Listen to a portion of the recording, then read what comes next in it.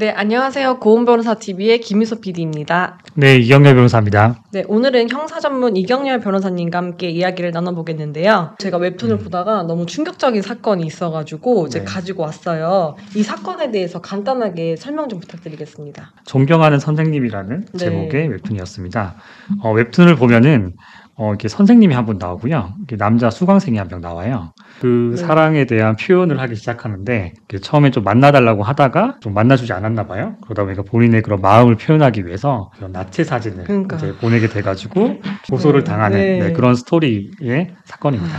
근데 이게 사건이 실제로 있었던 사건인가요? 실제로 제가 담당했던 사건을 조금 각색을 했던 거예요. 가해자가 이제 남성인 경우도 있지만 네. 가해자가 여성인 경우도 있다는 거. 근데 이 사건을 보면은 이제 본인의 나체 사진을 전송을 했단 네네. 말이죠. 근데 나체 사진을 찍어서 보냈는데 이게 어떠한 죄가 성립이 되나요? 상대방 입장에서는 이거를 보고 혐오감을 느낄 수도 있고 성적 수치심을 느낄 수도 있어요. 그쵸, 혐오스럽죠. 네. 그래서 이제 법에서 규정을 하고 있는데 성폭력처벌법 13조를 보면 됩니다.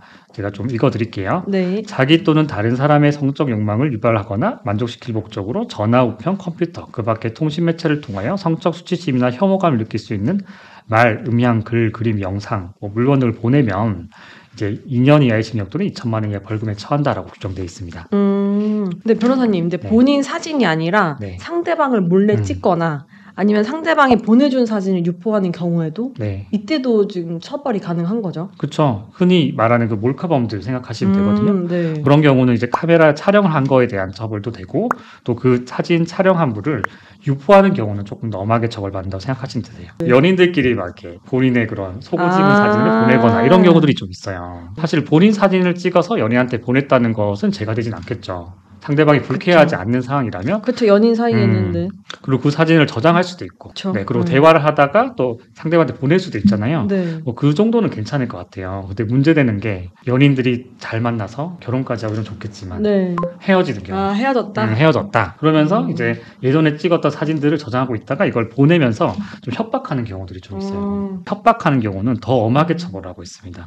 이런 경우에는 1년 이상 징역이라고 해가지고 대부분 징역형이 나오는 경우도 많거든요. 네. 좀 세네요, 징역이네요. 네, 그래서 그런 경우들에 대해서 좀 처벌하고 있고 그 처벌 수위가 좀 높아지고 있다는 부분을 좀 생각하셔야 됩니다. 근데 피디님 만약에 실제로 이거는 사진이 있었던 경우를 가정한 거잖아요. 그쵸. 근데 사진이 없었어요, 실제로는. 실제로 사진이 없었어요. 사진이 없었는데 내가 저 사진 찍었었고 그거 가지고 있는데 돈 1,000만 원 내놔라 이렇게 협박을 하는 경우는 어떻게 범죄가 성립할 것 같으세요? 할 것 같아요. 뭔가 협박했으니까. 협박했으니까. 뭔가 성립이 될 것 같긴 하거든요. 그러면은 사진 있는 거랑 똑같이? 애매한데. 사실 이제 실제로 이런 경우들이 좀 있어요.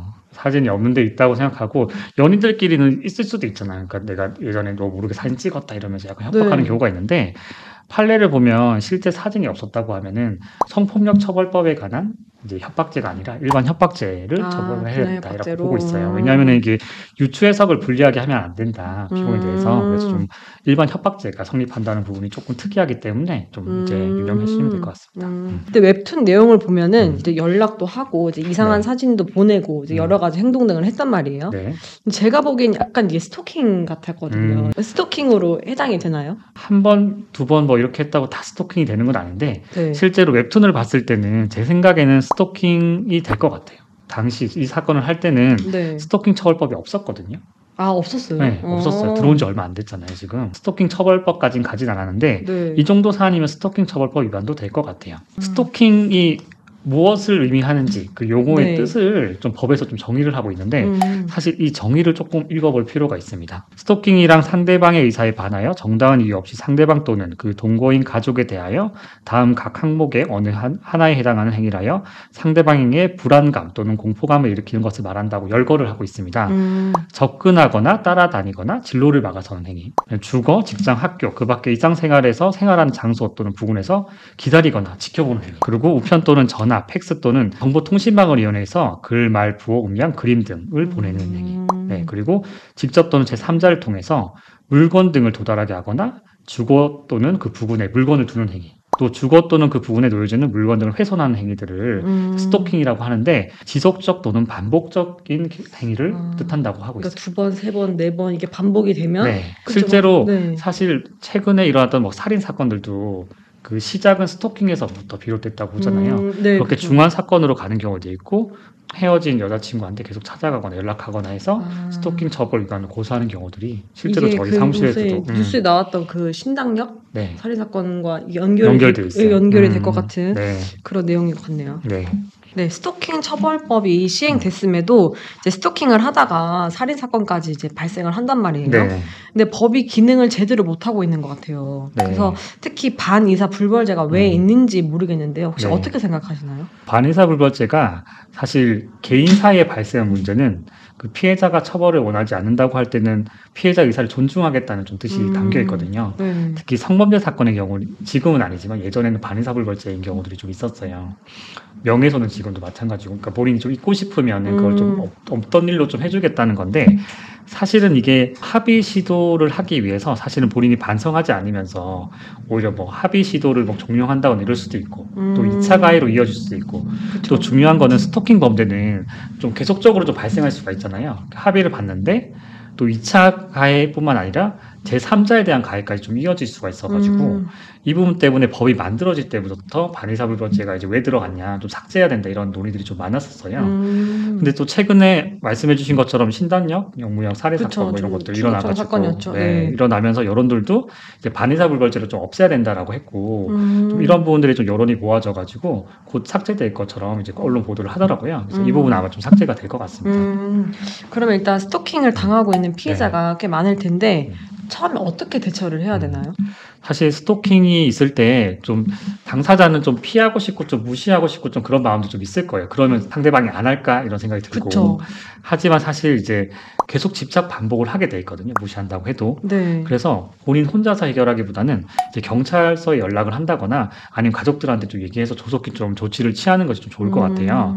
그래서 스토킹 처벌법에 보면 이제 긴급보호 조치라고 좀 열거가 돼 있는데 네. 좀 대표적인 것들을 좀 얘기를 해주면 신변보호 결정이 되면 가해자에 대해서 수사기관 경고를 하고 또 스마트워치를 또 피해자한테 지급한다거나 아니면 112 시스템에 등록을 한다거나 뭐 이런 식으로 좀 이제 보호 조치를 좀 취하게 돼 있고요. 또 많이들 아시는 것처럼 이제 접근금지 가처분 신청 이런 것들이 들어가 있습니다. 네, 그래서 피해자 주거 등으로부터 뭐 100m 이내에 뭐 접근하지 말라고 한다거나 집에 찾아오는 것뿐만 아니라 연락을 할 수도 있잖아요. 그래서 뭐 전기통신을 이용해서 접근하지 말라거나 이런 조치를 취할 수가 있고 또 이런 걸 위반했을 때는 1,000만 원 이하의 벌금에 처하거나 이런 식으로 제재를 좀 가하고 있어요. 그래서 사전에 취할 수 있는 좀 조치들이 있으니까 이 부분에 대해서 좀 이제 좀 경미하게 생각하지 말고 좀 빠르게 좀 조치를 취하셔야 될 것 같고, 이게 스토킹 범죄가 다른 중한 범죄로 이어질 수 있기 때문에 그 부분에 대해서 좀 경각심을 좀 가져야 될 것 같습니다. 네. 근데 일단은 이제 궁금해서 그런 건데 오지 말라고 접근금지 신청을 했지만 그래도 오잖아요. 화장실에 숨어 있다거나 뭐 지하철역에 숨어 있다거나 그러니까 이게 좀 제대로 되지 않는 게 아닌가. 그래서 뭐 많이들 아쉬워하는 부분은 일단 접수가 돼서 수사하는 과정에서 구속이 됐으면은 피해자가 살았을 텐데 네, 맞아요. 구속이 안 된 상태로 수사가 되고 재판이 되다 보니까 사망이 됐다 이런 좀 이야기들이 좀 있어요.